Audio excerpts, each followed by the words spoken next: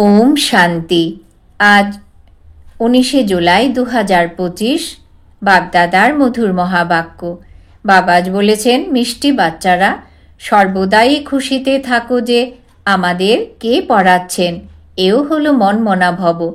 তোমাদের এমন খুশি তো রয়েছে যে কাল পর্যন্ত আমরা প্রস্তর বুদ্ধি সম্পন্ন ছিলাম, আজ পারস বুদ্ধি সম্পন্ন হয়েছি। প্রশ্ন: ভাগ্য খুলে যাওয়ার আধার কি? উত্তর: নিশ্চয়। যদি ভাগ্য খুলতে দেরি হয় তবে তো খুঁড়িয়ে চলতে হবে। নিশ্চয় বুদ্ধি সম্পন্নরা ভালোভাবে পড়ে দ্রুত এগিয়ে যাবে।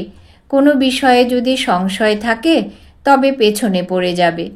যে নিশ্চয় বুদ্ধি সম্পন্ন হয়ে নিজের বুদ্ধিকে বাবার দিকে দৌড় করাতে থাকে সে শতপ্রধান হয়ে যায়। ওম শান্তি। সব স্টুডেন্ট যখন স্কুলে পড়ে তখন তাদের জানা থাকে যে আমরা পড়াশোনা করে কি হব। মিষ্টি মিষ্টি আত্মারূপী বাচ্চাদের বুদ্ধিতে আসা উচিত যে আমরা সত্যযুগে পারস্পরের মালিক হই। এই দেহের সম্বন্ধ ইত্যাদিকে পরিত্যাগ করতে হবে। এখন আমাদের পারস্পরের মালিক পারসনাথ হতে হবে। সারাদিন এই খুশি থাকা উচিত। তোমরা জানো পারস্পরিক কাকে বলে। ওখানে ঘর বাড়ি ইত্যাদি সব সোনা রূপার হয়, এখানে হয় ইট পাথরের ঘর বাড়ি। এখন পুনরায় তোমরা প্রস্তর বুদ্ধি থেকে পরশ বুদ্ধি সম্পন্ন হও। প্রস্তর বুদ্ধি থেকে পারস বুদ্ধি যখন হয় তখন পারসনাথে পরিণত করেন যিনি, সেই বাবা এসে তা তৈরি করেন, তাই না? তোমরা এখানে বসে আছো, তোমরা জানো যে আমাদের স্কুল হলো উচ্চ থেকে উচ্চ। এর চেয়ে বড় স্কুল আর হয় না। এই স্কুল থেকে তোমরা পদম কোটি ভাগ্যশালী বিশ্বের মালিক হয়ে যাও। বাচ্চারা, তাহলে তোমাদেরও কত খুশি থাকা উচিত। এই প্রস্তর বুদ্ধি থেকে পারস্পরিতে যাওয়ার এ হলো সঙ্গম যুগ। কাল প্রস্তর বুদ্ধি সম্পন্ন ছিলে, আজ পারস বুদ্ধি সম্পন্ন হচ্ছ। এ কথা সদা বুদ্ধিতে থাকলে এও মনমনা ভবই। স্কুলে টিচার আসে পড়াবার জন্য। স্টুডেন্টের মনে থাকে যে এখনই টিচার এলো কি এলো। বাচ্চারা, তোমরাও বোঝো যে আমাদের টিচার স্বয়ং ঈশ্বর। তিনি আমাদের স্বর্গের মালিক করে দেন। তাহলে সঙ্গমেই আসবেন। এখন তোমরা জানো যে মানুষ আবাহন করতেই থাকে, আর তিনি এখানে এসে গেছেন। কল্প পূর্বেও এমনই হয়েছিল। তবে তো লেখা হয়েছে যে বিনাশকালে বিপরীত বুদ্ধি, কারণ তারা হলো প্রস্তর বুদ্ধি সম্পন্ন। তোমাদের হলো বিনাশকালে প্রীত বুদ্ধি। তোমরা পারস বুদ্ধি সম্পন্ন হচ্ছ। তাই এমন কোনো উপায় বের করা উচিত যাতে মানুষ শীঘ্রই বোঝে। এখানেও অনেককে নিয়ে আসে, তথাপি বলে শিব বাবা ব্রহ্মার শরীর দ্বারা কিভাবে পড়ান, কিভাবে আসেন, কিছুই বোঝে না। এত এত সব সেন্টারে আসে, নিশ্চয় বুদ্ধি সম্পন্ন তো, তাই না? সকলেই বলে শিব ভগবান উপাচ। শিবই সকলের পিতা। কৃষ্ণকে সকলের পিতা বলবে কি? না, বলবে না। এতে বিভ্রান্ত হওয়ার কোনো কথাই নেই। কিন্তু ভাগ্য যদি দেরিতে খোলে তখন খোঁড়াতে থাকে। যারা কম পড়ে তাদের বলা হয় এরা খুঁড়িয়ে চলে। যারা সংশয় বুদ্ধি সম্পন্ন তারা পিছনে পড়ে থাকবে। নিশ্চয় বুদ্ধি সম্পন্নরা সঠিকভাবে যারা পড়বে তারা দ্রুত এগিয়ে যাবে। কত সিম্পলভাবে বোঝানো হয়। বাচ্চারা যেমনভাবে দৌড়ে গিয়ে লক্ষ্যে পৌঁছে পুনরায় ফিরে আসে, বাবাও বলেন বুদ্ধি শীঘ্রই শিব বাবার দিকে ধাবিত করো, তবেই শতপ্রধান হয়ে যাবে। এখানে বোঝেও ভালোভাবে। তীর বিদ্ধ হয়, পুনরায় যখন বাইরে যায় তখন সব শেষ হয়ে যায়। বাবা যখন জ্ঞান ইঞ্জেকশন লাগান তখন নেশায় বুঁদ হয়ে যাওয়া উচিত, তাই না? কিন্তু নেশা চড়েই না। এখানে যখন পেয়ালা পূর্ণ জ্ঞানামৃত পান করছি তখন এর প্রভাব তো পড়েই, বাইরে গেলেই ভুলে যায়। বাচ্চারা জানে যে জ্ঞান সাগর পতিত পাবন সদ্গতি দাতা মুক্তিদাতা হলেন একমাত্র বাবাই। তিনিই প্রত্যেক বিষয়ের উত্তরাধিকার দেন। তিনি বলেন তোমরাও সম্পূর্ণরূপে সাগর হও। আমার মধ্যে যত জ্ঞান রয়েছে ততটা তোমরাও ধারণ করো। শিব বাবার দেহের নেশা নেই। বাবা বলেন, বাচ্চারা, আমি সদা শান্ত থাকি। তোমাদেরও যখন দেহ ছিল না তখন দেহের নেশাও ছিল না। শিব বাবা কি বলেন যে এ আমার জিনিস? না, বলেন না। এই শরীর কি লোন নিয়েছি? ধার করা জিনিস কি নিজের হয়? না, হয় না। আমি এর মধ্যে প্রবেশ করেছি সার্ভিসের উদ্দেশ্যে, কিছু সময়ের জন্য। বাচ্চারা, এখন তোমাদের ঘরে ফিরে যেতে হবে, দৌড় লাগাতে হবে ভগবানের সঙ্গে মিলনের জন্য। এত যজ্ঞ তপ ইত্যাদি করে থাকে, কিন্তু বোঝে কি যে তাকে কিভাবে পাওয়া যাবে? না, বোঝে না। মনে করে কোনো না কোনো রূপে ভগবান আসবেন। বাবা অতি সহজভাবে বোঝান। প্রদর্শনীতেও তোমরা বোঝাও। সত্যযুগ ত্রেতার আয়ুও লেখা রয়েছে, সেখানে 2500 বছর পর্যন্ত সব কিছু সম্পূর্ণ অ্যাকিউরেট। সূর্যবংশীদের পরে হয় চন্দ্রবংশী। তারপর দেখাও যে রাবণ রাজ্য শুরু হয় আর ভারত অপবিত্র হতে থাকে। দাপর কলিযুগে রাবণ রাজ্য শুরু হয়। তিথি তারিখও রয়েছে। এর মধ্যে রাখো সঙ্গম যুগকে। সারথীও তো অবশ্যই চাই, তাই না?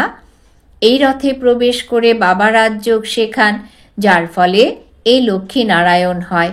কাউকে বোঝানো অতি সহজ। লক্ষ্মীনারায়ণের ডিনাইস্টি কত সময় পর্যন্ত চলে? আর সব কুল হলো পার্থিব জগতের, এ হলো অসীম জগতের। এই অসীম জগতের হিস্ট্রি জিওগ্রাফিকে জানা উচিত, তাই না? এখন হলো সঙ্গম যুগ। পুনরায় দৈবী রাজ্য স্থাপিত হচ্ছে। এই প্রস্তরপুরী পুরনো দুনিয়া বিনাশ হয়ে যাবে। বিনাশ না হলে নতুন দুনিয়া হবে কিভাবে? এখন বলে নিউ দিল্লি। বাচ্চারা, তোমরা এখন জানো যে নিউ দিল্লি কবে হবে। নতুন দুনিয়ায় নিউ দিল্লি হয়। গায়নও রয়েছে। যমুনার উপকণ্ঠে মহল হবে। যখন এই লক্ষ্মীনারায়ণের রাজ্য হবে তখন বলবে নিউ দিল্লি, পারস্পুরী। নতুন রাজ্য তো সত্যযুগে লক্ষ্মীনারায়ণেরই থাকে।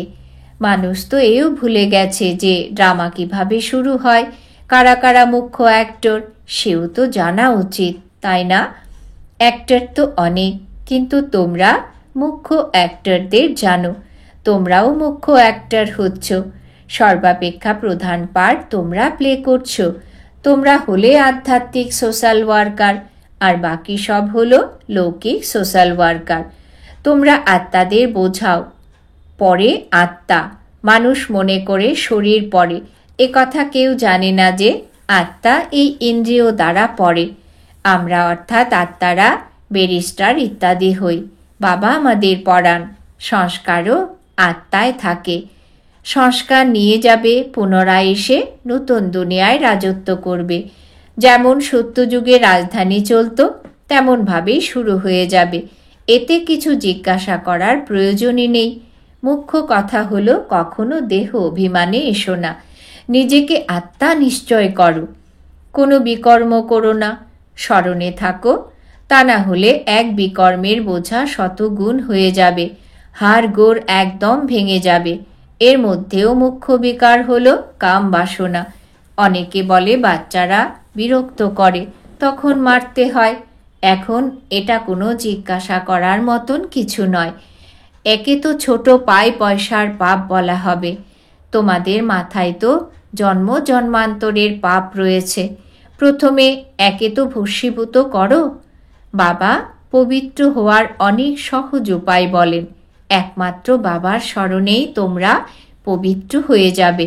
ভগবানও বাঁচো। বাচ্চাদের উদ্দেশ্যে, তোমাদের অর্থাৎ আত্মাদের সঙ্গে বার্তালাপ করি। আর কোনো মানুষ এভাবে বুঝতে পারে না। তারা নিজেদের শরীর মনে করে। বাবা বলেন, আমি আত্মাদের বোঝাই। গায়নও করা হয়। আত্মা আর পরমাত্মার মেলা হয়। এখানে কোনো আওয়াজ ইত্যাদি করতে হবে না। এ তো হলো পড়াশোনা। দূর দূরান্ত থেকে আসে বাবার কাছে। যারা নিশ্চয় বুদ্ধি সম্পন্ন হবে, ভবিষ্যতে তারা অধিক আকৃষ্ট হবে।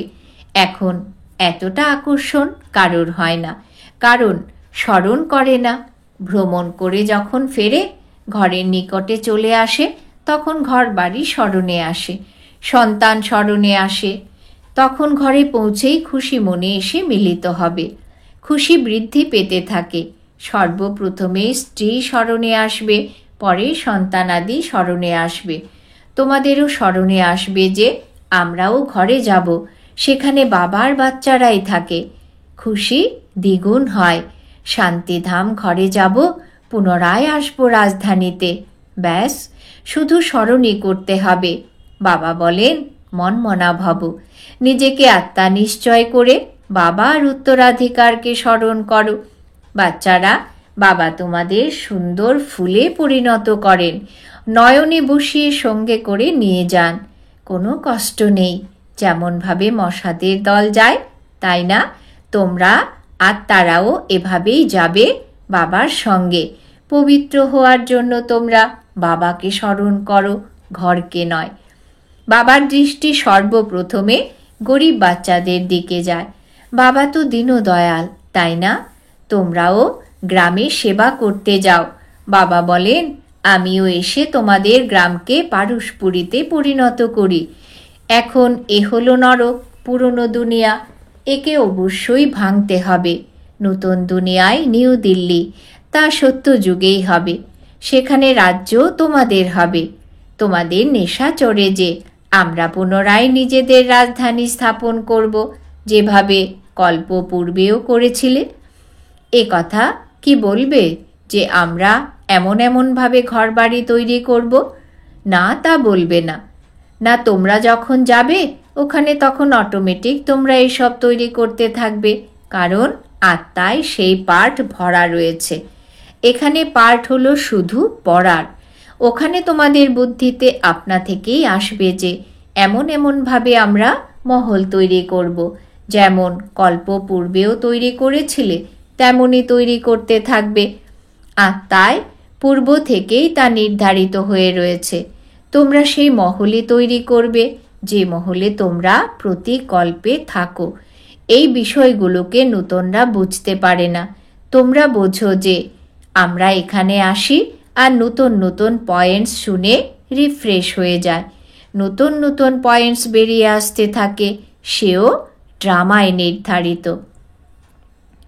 বাবা বলেন, বাচ্চারা, আমি সদা এই ষাঁড়ের উপর আরোহণ করব, এতে আমি সুখী হই না। বাচ্চারা, আমি তোমাদের পড়াতে আসি। এমনও নয় যে ষাঁড়ের উপর আরোহণ করে বসেই থাকি। রাত দিন ষাঁড়ের উপর আরোহণ করা যায় কি? ওনার অর্থাৎ বাবা তো সেকেন্ডে আসা যাওয়া করে, সদা বসে থাকার নিয়মই নয়। বাবা কত দূর থেকে আসেন পড়াবার জন্য। ওনার নিবাস তো ওখানে, তাই না? সারাদিনে কি শরীরে বসে থাকবেন? না, তা থাকবেন না। এতে ওনার আরাম লাগবে না। যেমন খাঁচায় তোতা পাখি আটকে পড়ে, আমি এই শরীর ধার হিসেবে নেই তোমাদের বোঝানোর জন্যে। তোমরা বলবে, জ্ঞানের সাগর বাবা এসেছেন আমাদের পড়ানোর জন্য।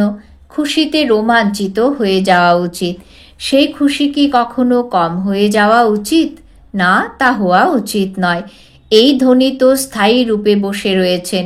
একটি ষাঁড়ের ওপর দুজন বসে থাকা সর্বদা হতে পারে কি? সে বাবা থাকেন আপন ধামে। এখানে আসেন, আসতে কি দেরি লাগে? না, লাগে না। রকেট দেখো কত দ্রুতগামী, শব্দ অপেক্ষাও দ্রুত। আত্মাও অত্যন্ত ছোট রকেট। আত্মা যায় কিভাবে? এখান থেকে খুব তাড়াতাড়ি লন্ডনে চলে যেতে পারে। গায়নও রয়েছে, 1 সেকেন্ডে জীবন মুক্তি। বাবা স্বয়ংও রকেট।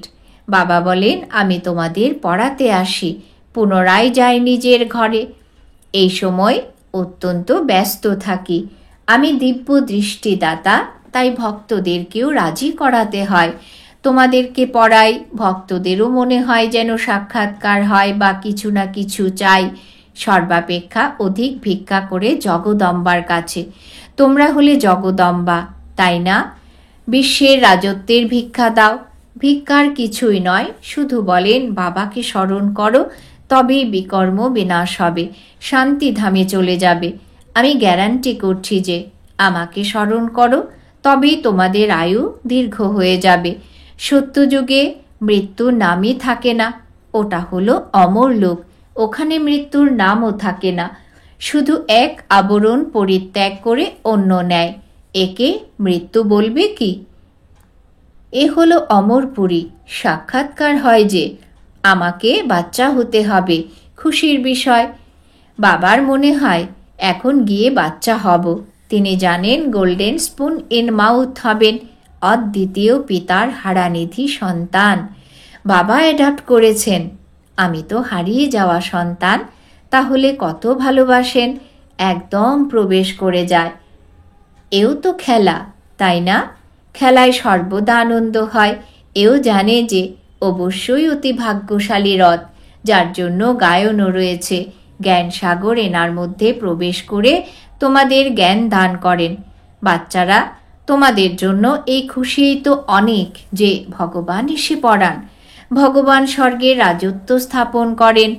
আমরা ওনার সন্তান, তবে আমরা নরকে কেন? এটা কারোরই বুদ্ধিতে আসে না। তোমরা হলে ভাগ্যশালী, তোমরা বিশ্বের মালিক হওয়ার জন্যে পড়ো। এমন পড়ার উপর কত অ্যাটেনশন দেওয়া উচিত। আচ্ছা, মিষ্টি মিষ্টি হারানিধি বাচ্চাদের প্রতি মাতা পিতা বাপদাদার স্মরণের স্নেহ সুমন আর সুপ্রভাত। আত্মাদের পিতা তার আত্মারূপী বাচ্চাদেরকে জানাচ্ছেন নমস্কার। আমরা আত্মারূপী বাচ্চারা আমাদের মাতা পিতা বাপদাদাকে জানাই স্মরণের স্নেহ সুমন সুপ্রভাত নমস্কার। ধারণার জন্যে মুখ্য সার: 1. এই দ্বৈত খুশিতে থাকতে হবে যে এখন সকল বিভ্রান্তি সম্পূর্ণ হয়েছে। প্রথমে আমরা নিজেদের ঘর শান্তিধামে যাব, তারপর আমরা আমাদের রাজধানীতে আসব। 2. মাথায় জন্ম জন্মান্তরের যে পাপের বোঝা রয়েছে তা ভস্মীভূত করতে হবে। দেহ অভিমানে এসে কোনো বিকর্ম করা উচিত নয়। বরদান: বাবা আজ বরদান দিয়েছেন শ্রেষ্ঠ সংকল্পের সহযোগের দ্বারা সকলের মধ্যে শক্তি ভরে দেওয়া শক্তিশালী আত্মা ভব। শ্রেষ্ঠ সংকল্পের সহযোগের দ্বারা সকলের মধ্যে শক্তি ভরে দেওয়া শক্তিশালী আত্মা ভব। বিস্তার: সদা শক্তিশালী ভবর বরদান প্রাপ্তন করে সকল আত্মাদের মধ্যে শ্রেষ্ঠ সংকল্পের দ্বারা শক্তি ভরার সেবা করো। যেরকম আজকাল সূর্যের শক্তি জমা করে অনেক কাজ সফল করে, এই রকম শ্রেষ্ঠ সংকল্পের শক্তি এতটাই জমা থাকবে যে অন্যদের সংকল্পের শক্তি ভরে দিতে পারবে। এই সংকল্প ইঞ্জেকশনের কাজ করবে। এর দ্বারা অন্তরের বৃত্তিতেও শক্তি এসে যাবে। তো এখন শ্রেষ্ঠ ভাবনা বা শ্রেষ্ঠ সংকল্পের দ্বারা পরিবর্তন করা এই সেবার আবশ্যকতা আছে। স্লোগান: মাস্টার দুঃখহর্তা হয়ে দুঃখকেও আত্মিক সুখে পরিবর্তন করা, এটাই হলো তোমাদের শ্রেষ্ঠ কর্তব্য। মাস্টার দুঃখহর্তা হয়ে দুঃখকেও আত্মিক সুখে পরিবর্তন করা, এটাই হলো তোমাদের শ্রেষ্ঠ কর্তব্য। আজকের সমান আমি শক্তিশালী আত্মা। আজকের জন্য অব্যক্ত ইশারা: সংকল্পের শক্তি জমা করে শ্রেষ্ঠ সেবার নিমিত্ত হও। কোনো কোনো বাচ্চা কখনো কখনো বড় বড় খেলা দেখায়। ব্যর্থ সংকল্প এত ফোর্সে আসে যে কন্ট্রোল করতে পারে না। তখন বলে দেয় যে কি করব, হয়ে গেল, আটকাতে পারিনি, যেটা এসেছে সেটা করে ফেলেছি। কিন্তু ব্যর্থের জন্য কন্ট্রোলিং পাওয়ার চাই। যেরকম এক সমর্থ সংকল্পের ফল পদমগুণ প্রাপ্ত হয়, এই রকমই এক ব্যর্থ সংকল্পের হিসেব নিকেশ, উদাস হওয়া, হৃদয় বিদীর্ণ হওয়া বা খুশি গায়েব হওয়া, এটাও একের অনেক গুণ হিসেবে অনুভব হয়। ওম শান্তি।